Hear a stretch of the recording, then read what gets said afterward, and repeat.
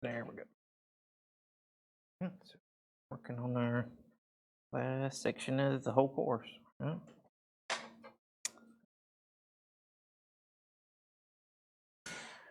Okay, so we've got one more formula heavy section and we'll be done. Okay, we've got three formulas in this section we're going to look at. Two of the three at least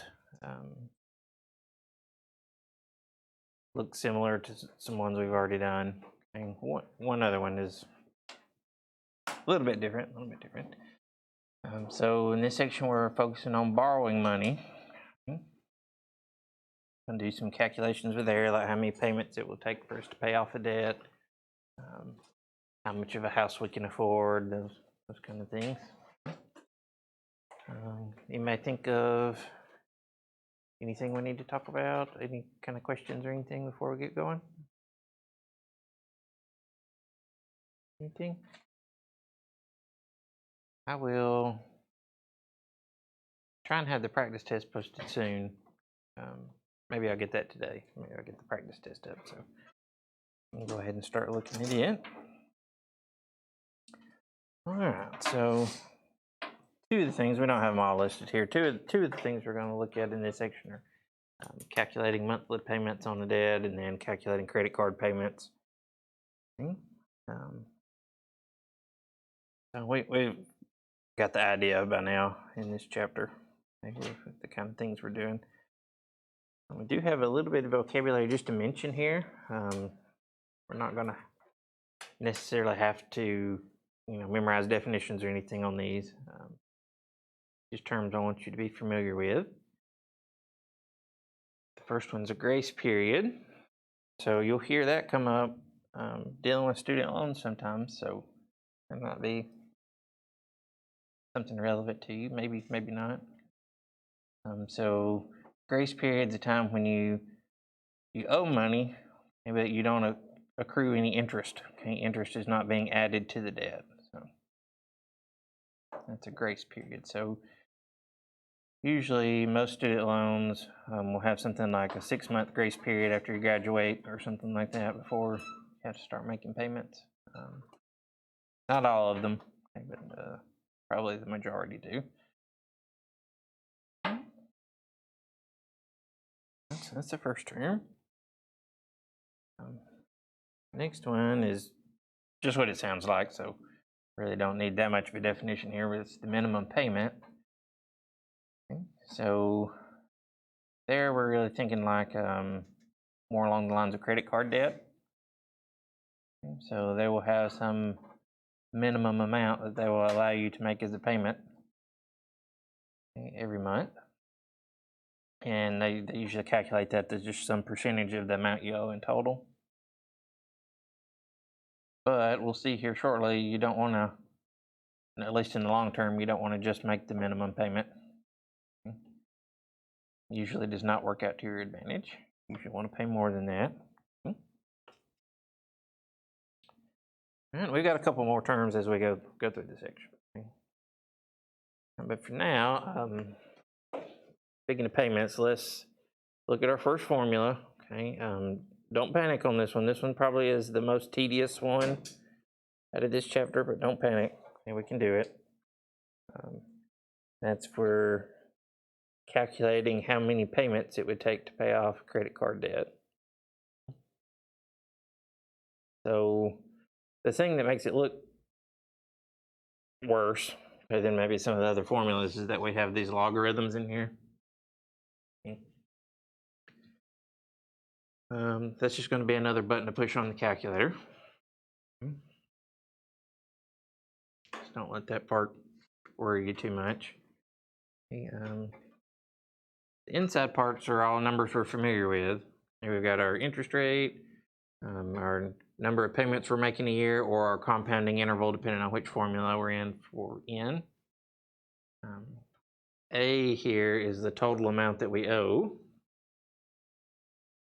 and PMT is the payment we're making. And then, I'm not sure why, but the symbol they're using for how many payments it takes is the capital R. So not really any new variables to talk about there. Other A can represent different things here. It's our total amount that we owe.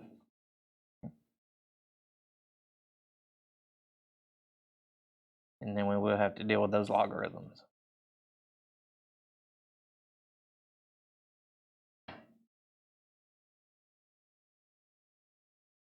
All right.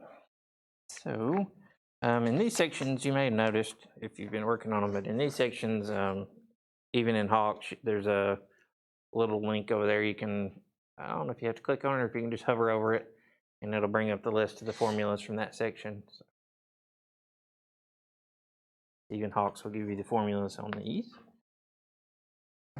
I definitely do not have this one memorized, even though I'm the teacher. Okay, so I'm not going to make you memorize it either. All right, so let's try using this one. Try using this one.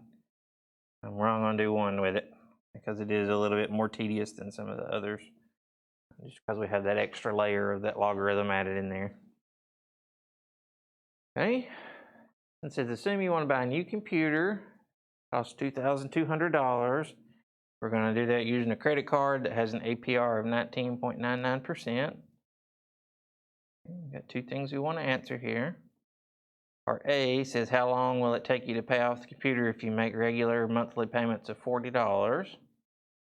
And then after we get that, B says, how much will we end up paying in total for the computer if we make monthly payments of $40?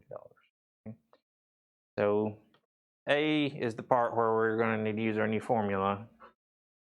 It says, how long will it take us to pay off the computer? Another way of saying that is how many payments, how many monthly payments.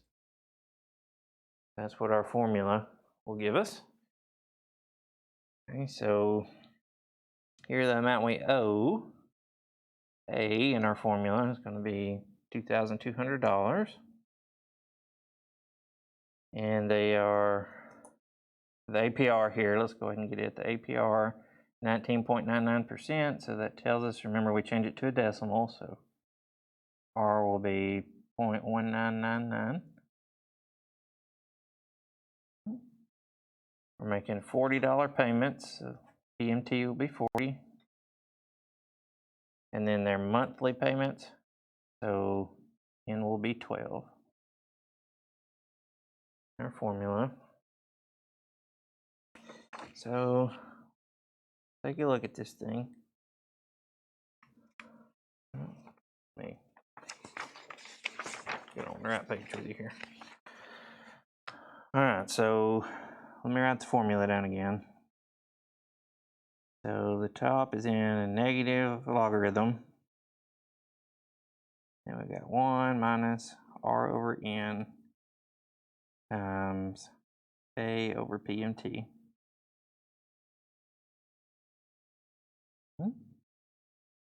Then on the bottom, got the logarithm of 1 plus R over N. Oh.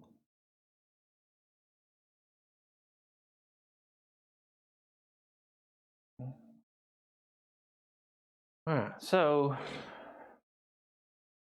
if we're gonna work this thing, probably the easiest way to go about this, and I'm a big fan of leaving numbers in your calculator, not having to write down a long number. Okay, so if you want to, you can do that. You can set up the negative log and do a parenthesis and get the rest of this to work.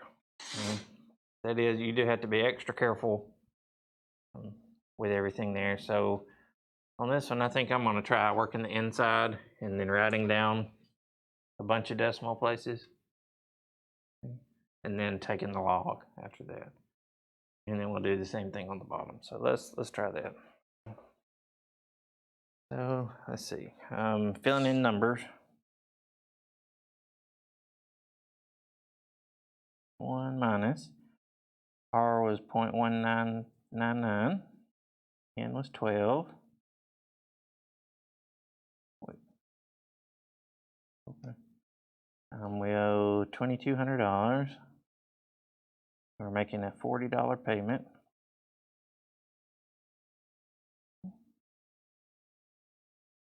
And on the bottom, we'll have 1 plus 0.1999 over 12. Let's see.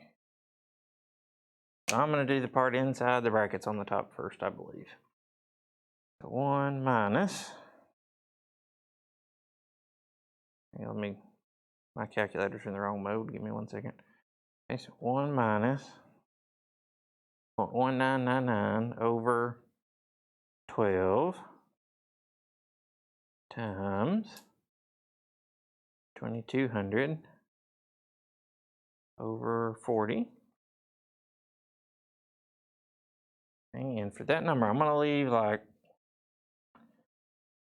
let's leave 6 decimal places and see if that gets us close enough. Okay. That'd be 0.083792.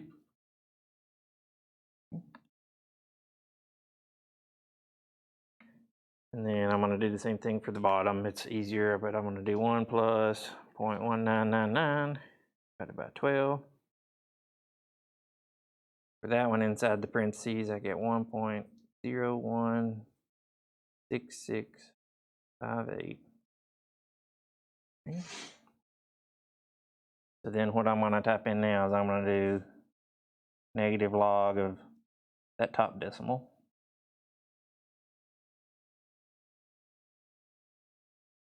Over log of the bottom decimal.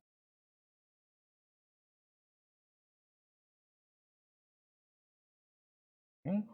Let's see what we can do. If you need help finding the log button, let me know. I'll come try to help you find it.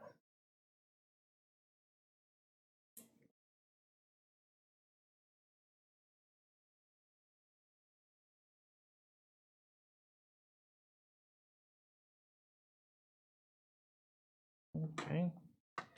So there I get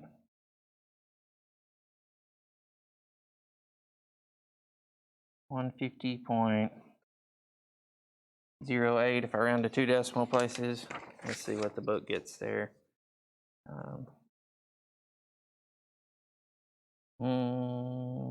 don't have, they get 150 point something, I know. So what's that number telling us again? This is telling us how many payments we would have to make if we're making $40 payments. And they're monthly payments. So it's going to take us about 150 months to pay off our $2,200 computer. Okay. And if you do 150 divided by 12, that is 12.5 years.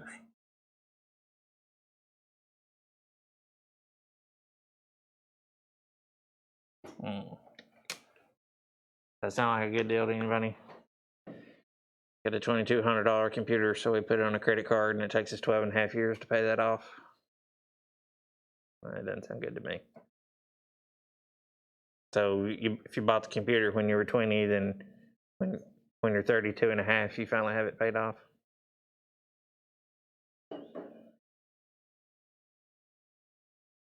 Usually minimum payments are set up about like this, okay? So we could think about that $40 being like the minimum monthly payment on those. So you don't want to be paying on it that long, and we can look at why. Part B asks us how much do we end up paying in the long run. Okay, so we're making 150 payments of $40. So part B, we don't need a fancy formula. We're just making 150 payments of $40. So how much do we end up paying for our $2,200 computer? That would be right at about $6,000. Okay. So not a really good plan. Not a really good plan there.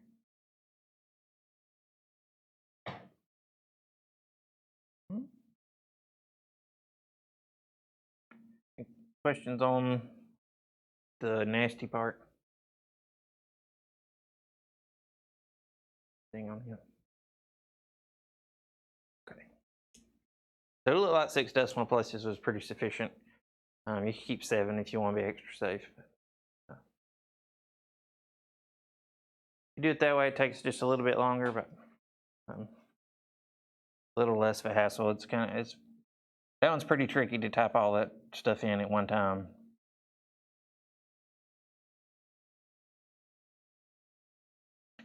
All right, so one I'm not going to make you work, but we're going to look at. Okay. Says, what if we made $80 payments every month instead of $40? So if we double our payment we're making. So if we pay $80 a month instead, we end up making about 37 payments. That's a lot better than 150. And then how much do we end up paying for the computer in total? Now if we do 37 payments of $80, then we end up paying $2,960. That still does not make me happy, paying almost $3,000 for a $2,200 computer, but that is much better than paying $6,000.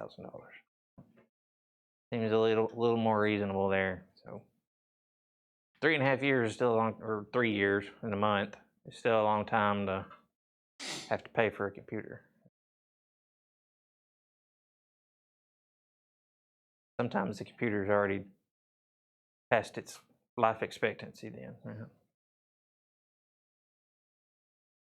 It's definitely sad if you're having to pay on some kind of electronic device still and you don't even have it anymore. Okay. So, word of caution on buying stuff on credit card. Okay. Have to be careful with it. Okay, so moving on from that one, get away from the ugly formula, and not do something that are not quite as bad. Okay. So let's look at taking a loan. If you see the term fixed installment loan, that means you're making the same monthly payment every time over a certain amount of time. Okay. At a fixed interest rate. Okay. And this one you probably know. Maybe somebody doesn't, but you probably know. We have a down payment. Okay. That's when we pay part of the cost up front. Okay. And then usually when we're talking about a down payment, we're paying part of the total cost up front and then financing the rest. So instead of financing or borrowing the money for the whole price, we pay for part of it up front with a down payment. Okay. So next formula number 2. Okay. We're going to calculate how much the monthly payment will be, okay, for one of these fixed installment loans. It's not a very friendly looking formula, but it's not quite as bad as the last one. Okay. And again, we've already seen these symbols, so that's at least good. PMT is the payment. That's what we're calculating, what our payment's going to be. P is the starting amount of the loan, the principal. And R still interest rate is a decimal. N's how many monthly or how many payments we're making per year. I said monthly. How many payments we're making per year? Usually it is 12. And then just a reminder, T usually in years. One thing to pay close attention to on this formula, I'll point to here, is that the exponent, the n times t on the bottom is negative. We'll have a negative sign there, so that's important. Okay. Here's our formula. Okay, so let's try it out. I'll let you finish getting it down. It's a lot to write when you're having to make sure you're getting every detail correct. Okay. So let's look at this one. Okay. This one, we're gonna purchase a new car, or Kelly is anyway. Okay. It says she's chosen a car that has a price of $34,000. That includes taxes and fees. She's gonna make a down payment of 20% of the price and wants to finance the remainder. She's gonna get an APR of 3.99% for a 72-month loan. What's the amount of her monthly payment? So we don't have to pay interest on the down payment. So we want to subtract the down payment off first. Okay. So to figure out our down payment, it says she's going to pay 20%. So we'll figure out what 20% of 34,000 is. That'd be 0.2 times 34,000. Okay. So she's going to make a down payment of $6,800.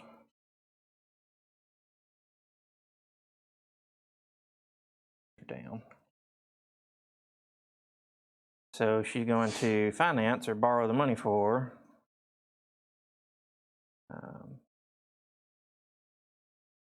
we'll subtract that away. So 34,000 minus 6,800.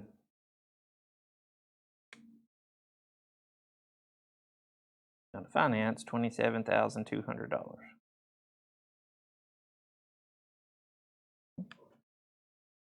So in our formula, this part's going to be our P, our starting amount of our loan. Okay. Other things we need, we got APR, so R, when we change that to a decimal, will be, let me get a little more room here, be 0.0399 as a decimal. And then 72 months, we need to change that to years for T. 72 divided by 12, this T is 6 years.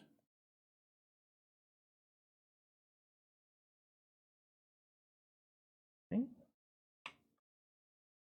And then we're making monthly payments, so N will be 12 again. So now we fill our numbers in. Okay, so this one says PMT equals, got our principal, which was $27,200, times R over N, so times 0.0399 over 12. On the bottom, got 1 minus 1 plus R over N, so 0.0399 over 12. And this time it's raised to the negative NT power. So that's going to be to the negative 12 times 6 power. Okay. So maybe on this one, I would figure out the top, leave a bunch of decimal places, figure out the bottom, leave a bunch of decimal places, and then divide. Just because it's so much to type in at one time. So let's see, 27,200 times 0.0399 divided by 12. So we don't have to leave a bunch of decimal places on the top. There I get 90.44 over to the bottom, 1 minus parenthesis 1 plus 0.0399 divided by 12 raised to the negative 12 times 6 power. There we will have several decimal places, so I'm going to keep 6 and we'll see how close we get. 212587. And let's see how close we get then. 90.44 divided by 0.212587. I get $425.43. Let me check to see if that was enough decimal places, and I'll advise you on that. Yeah, that's good. And just make sure we get the same thing the book gets using all the decimal places. Okay, so it looks like 6 decimal places work there. Again, if you want to be extra cautious, you could do 7. Or if you really wanted to, you can type it all in.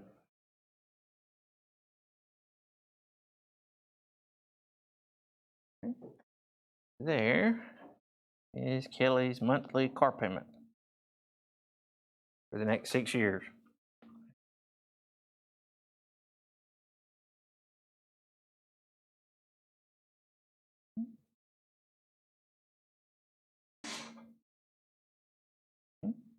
Questions on that one?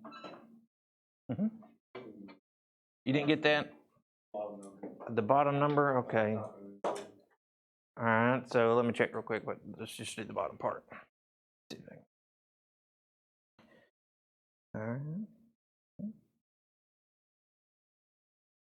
And then afterwards, what I did was Let's I see. did Yeah, and then is it multiplied by 6? times 6. Yeah. Like that.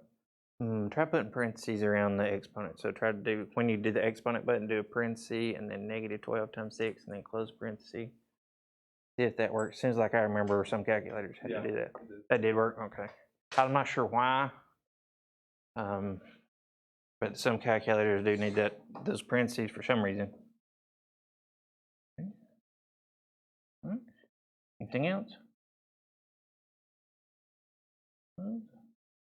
All right. Okay. That's our new car.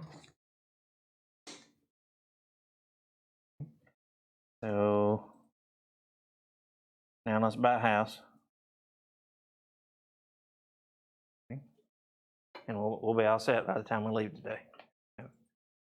Finally got out of credit card debt after a long time. We bought a new car and then buy a new house.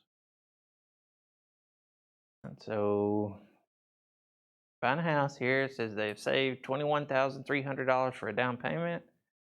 Total price of the house is $131,800, including taxes and fees. We want to find their monthly mortgage payment if the fixed interest rate is 3.52% for a 30-year loan. So again, to figure out how much we're financing, we want to subtract the down payment. Okay, so we've got $131,800 minus the down payment of $21,300. Let's see.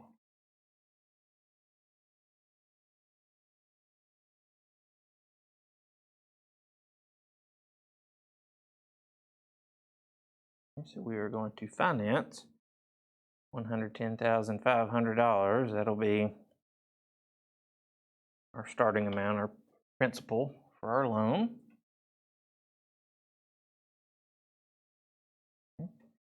30-year loan, so T's 30. Interest rate of 3.52, so R will be 0.0352.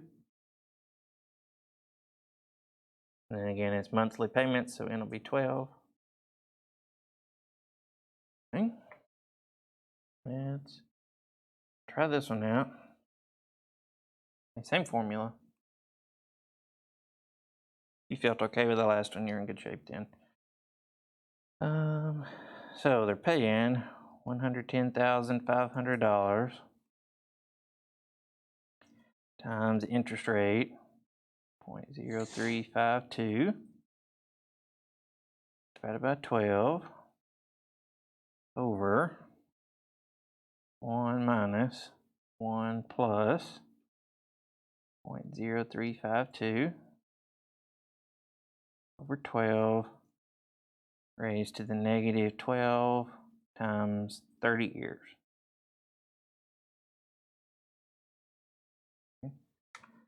Let's see if the top of this one comes out nice like the last one.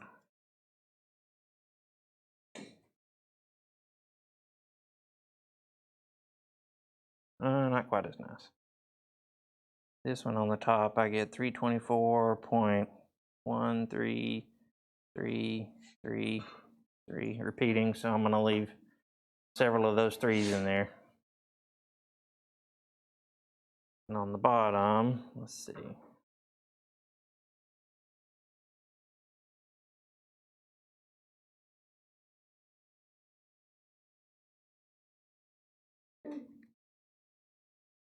Get 0.651617. Okay. So see how the whole thing comes out.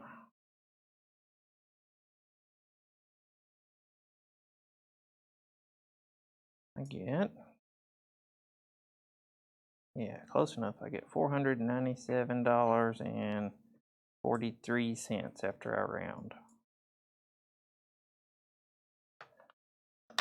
Okay.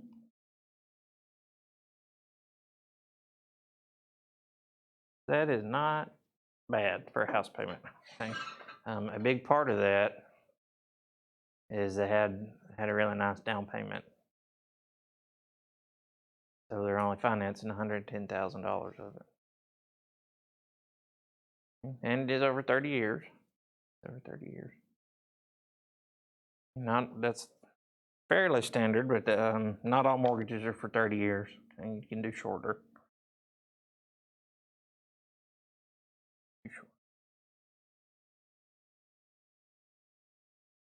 Okay. And just for fun, let's figure out how much they're going to end up paying for the house. So do the payment times 30 years times 12 months. So this is a side note. On the $110,500 they finance, they'll end up paying $179,074 roughly. So they'll pay about $69,000 of interest.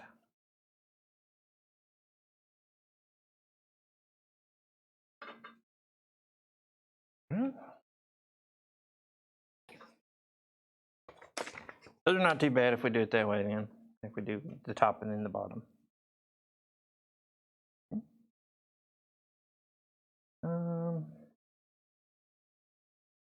Okay, one more formula. We'll be done. Okay. Last one ever in Math 110.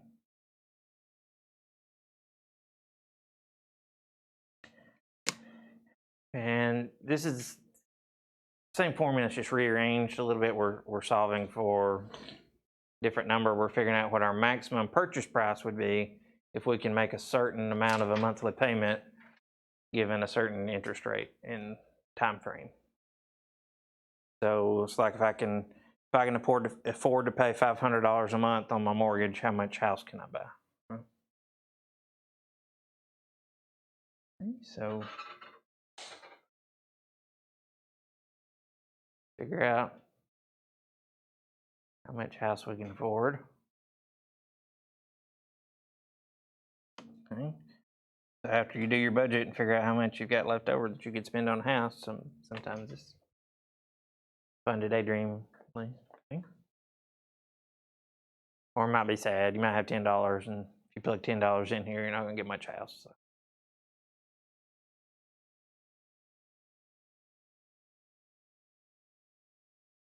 All right. The same variables and everything, so not much else to talk about there. So let's look at our problem. Okay. All right, somebody says, suppose you recently graduated from college, you want to purchase a house. Your take-home pay is $3,220 per month. That's pretty decent there, okay? You wish, especially take-home, that's after taxes. and you wish to stay within the recommended guidelines for mortgage amounts by only spending 25% of your take-home pay on the house payment. That is pretty widely accepted number. There's a range. Okay? It's not just exactly 25%, but you don't want to spend over a certain percentage of your paycheck on the house payment. Makes other things work out well. Says we've got $15,300 saved for a down payment. I don't know how they did that when they were in college, but maybe, who knows? Okay?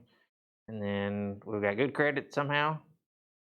Okay? And we're going to get an APR of 3.37% compounded monthly. Okay? We're going to dream, we might as well dream big. Right? So R, we use 0.0337. Okay.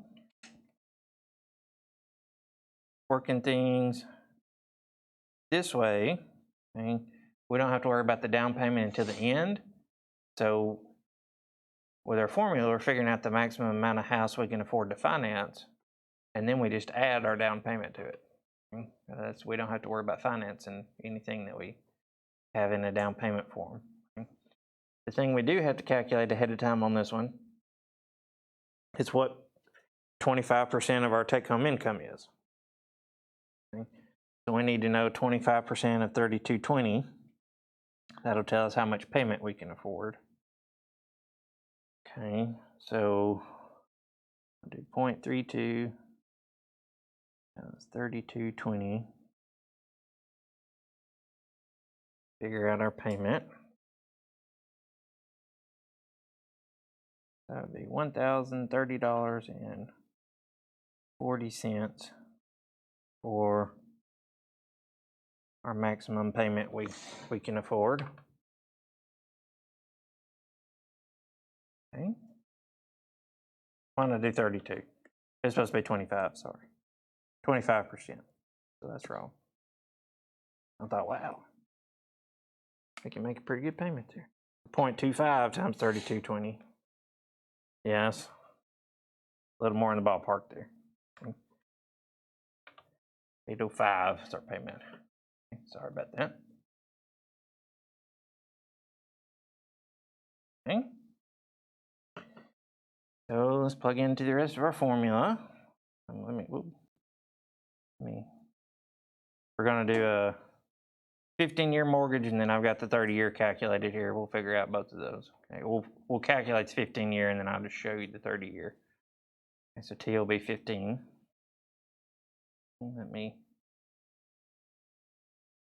Well, I guess we'll do it on this slide. Thought I had another slide in there. So let's see. We'll take our PMT 805, and that's times big fraction 1 minus 1 plus R, which is 0.0337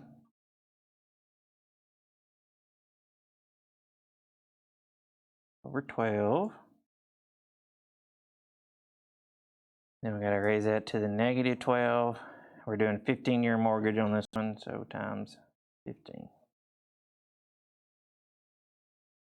And then on the bottom, we've got R over N.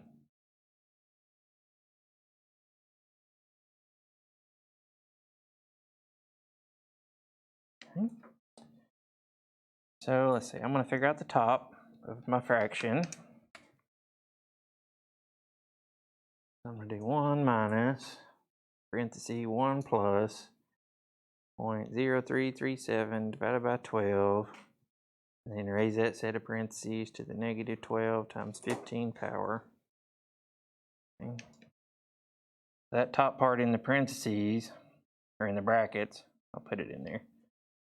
Get 0.396369. I think what I'm going to do is I'm going to multiply that 396369 times the 805. Go ahead and get that part over. And then divide by parenthesis 0.0337 divided by 12, close parenthesis. Here, get approximately $113,617.94. Let's see how close that was to the textbook answer here.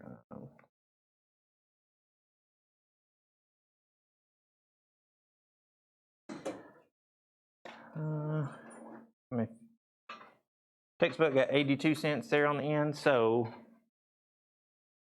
yeah, so if you're, that's what you got using that number? Who said that to me? Did you use that number, or did you type the whole thing in? All right, yeah, so if you're gonna do like I did and just write the top number down, on these, we probably need to keep a couple more decimal places. And because we're off by just a few cents, Hawks will count you wrong on that. And so let me back up just 1 second here. See how many we need to keep. I'll keep 8 instead of 6. Let's see if that makes it work, and then you'll know.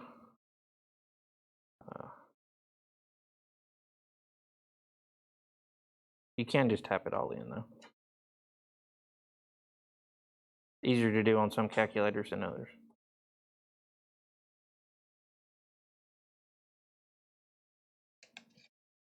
So let's see, 0.39636859. Let me try that. 0.39636859 times 2.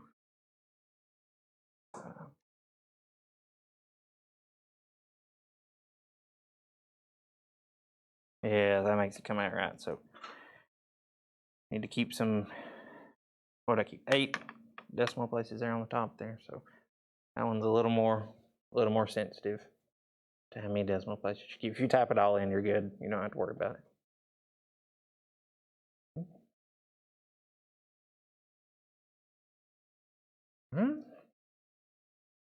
That's not our final answer,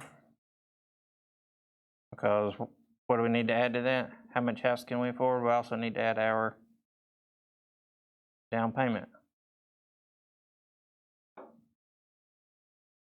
Okay. So in this case, we had $15,300 saved for a down payment. So our total that we could spend on a house is $128,917.82.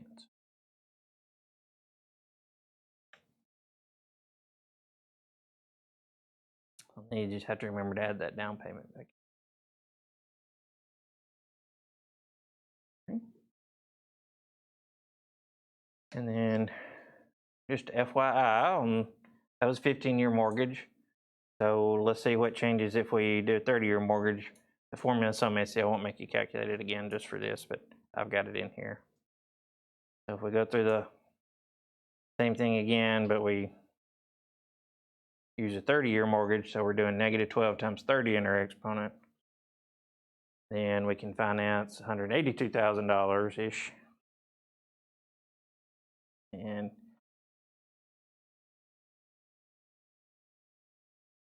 we could add our down payment back into that, get our total we could afford.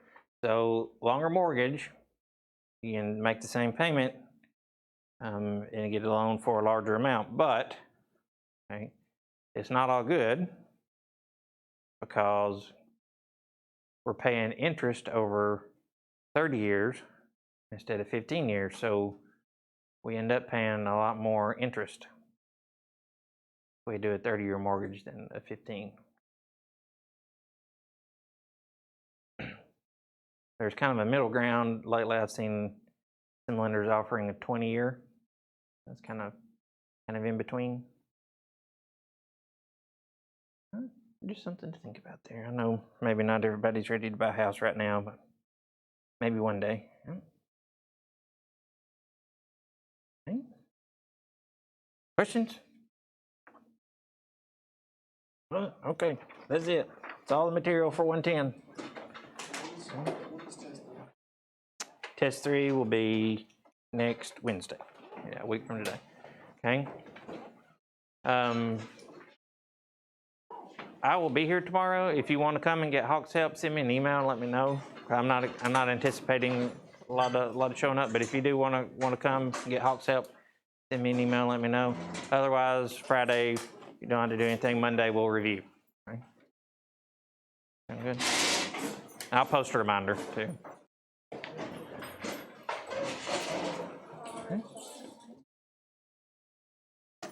You said we're gonna get Hawks help tomorrow, Friday, yeah. or Friday, okay. You want to do that? Yeah, Okay, all right. because I'm struggling with putting stuff in the calculator. Yeah. And knowing what formula goes for which. That's Okay, probably the thing. yeah, yep, sounds good. I'll see you then, huh?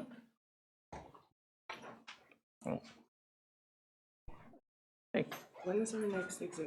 it's gonna be, it's a week from today, next Wednesday. Okay, so the issue is, have you